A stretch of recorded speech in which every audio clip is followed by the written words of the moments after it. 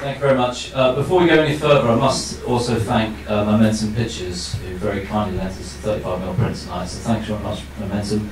Last time that print was actually shown was at Somerset House at Film Fall, at their festival in the summer, so thanks a lot to Momentum. Now I'd like to welcome the Director of Photography on Let the Right One In. Please welcome Hoyte van Hoytema.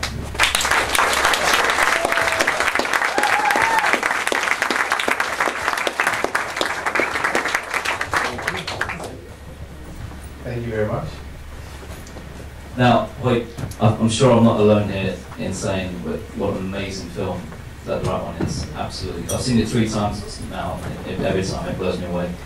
I could talk to you all night, frame by frame, about the film, but we obviously don't have all night. So my first question would be, you're making a vampire film in Sweden in winter, lots of night scenes. How do you go about it? You mean lighting? I first have to thank you also, because it's very nice that you all came out. Do you mean lighting-wise? Yes, yeah, lighting-wise.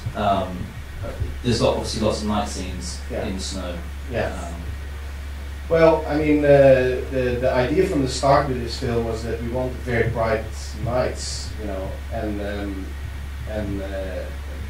you know, it's kind of nicer to have snow in that case. So we wanted the nights to be kind of very naturally bright. So I used always very sort of soft overhead sources, you know, and the snow would bounce everything and create some sort of an ambient light. But I basically used the snow very much to my advantage. I mean, it was just, you know, it was very hard to keep light from bouncing. Yeah. And that was real snow? Sometimes not. Sometimes, you know, you can also see it a little bit. I mean, within the limits of the budget, you know, we had some snow from Finland. There were a lot of experts that had did a lot of tests with snow, and at some scenes we had to shoot in Stockholm where it was too warm, and we still needed snow there. So you know, we had to, you know, work with paper and with polyester and kind of, you know, we improvised a little bit. So the film was set in 1982, yeah, and I mean, it has a beautiful feel to it. There's a really nice contrast and a very kind of muted colour palette to it. I mean, how did you achieve that look? Is it done with the stocks, or is it something that you achieve in post-production? No, it's not done with the Fuji stocks now. I've got to get that question out of the way early. I mean, it's of course we took very much advantage of DI and fine tuning in a digital intermediate. So you know, I mean, yeah. So we set quite a long time to grading, yeah. But of course, I mean, scenography helps a lot. Yeah. So at Fujifilm, when we talk to DPs and producers, directors, that quite often they come in now and they have Let the Right One In as one of their reference points. What was the reference points for you when you made this? Well, not so much films actually, or actually no film at all, because Thomas, the director, he was not so much interested in looking at films for reference, you know. But he, you know, he actually came up with a lot of paintings, you know. He used some very old Renaissance paintings for, I mean, there's for instance a whole thing with eye lines, with people not watching each other in the eye, and you know,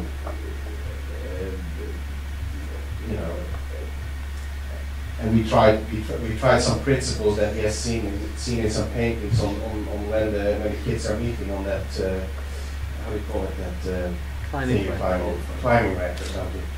So you know, I mean, it was more those kind of references that he came up with, and he had a lot of sound references also. You know, I mean, if you see it, it's very meticulous in terms of sound and had very strong ideas about how he wanted to crispify sound, or how he wanted to enhance things, and how we could then do that with pictures. But we looked at very little films, or I don't remember that we were sitting at a table, you know, exchanging DVDs like, you know, I do sometimes with other directors, you know, but in this one it was very, very dry. Was there any photography in there? There's one book that I'm aware of, a Swedish photographer called Lars Sternbjerg. They did a book called Winter. Yeah, yeah. Which, if you flick through that book, looks, a lot of it looks like it could be taken from. Yeah, I mean that basically Sweden looks like that. So in that way.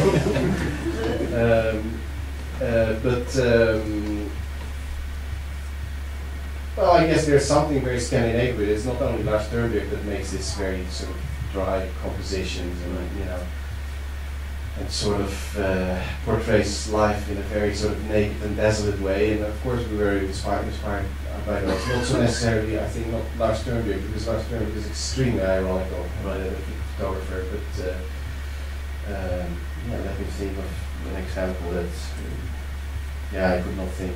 Okay, we'll come back to that. It's quite often, when you read anything about this film, people always say that it's not a traditional horror film.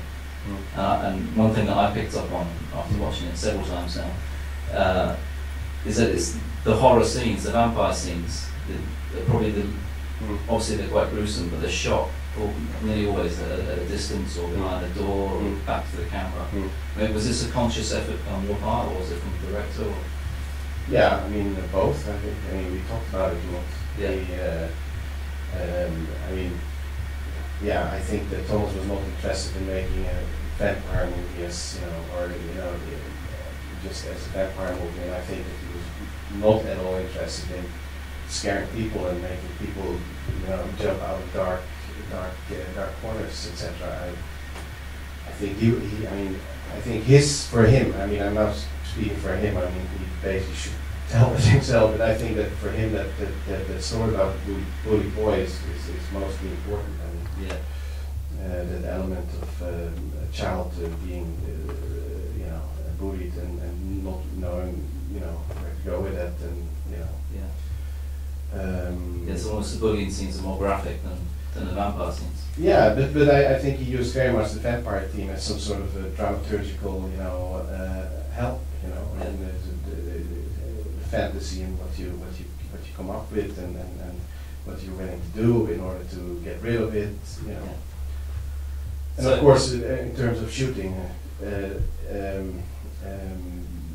I guess somehow we wanted to make a point of not making this film, you know, obviously scary or you know, trying to be a little bit too obvious with our tricks. I mean, and that's also one of the reasons that the lights are so light. The nights are so light. I mean, we had this sort of half pretentious theory in which we would say, you know, for Oscar and for Avi, you know, brightness is the scary thing, because that means exposure, and you know, when you're bullied, you know, it's safety you find by hiding away in dark corners, and by having some sort of an overall soft light where you cannot hide is a much more scary thing.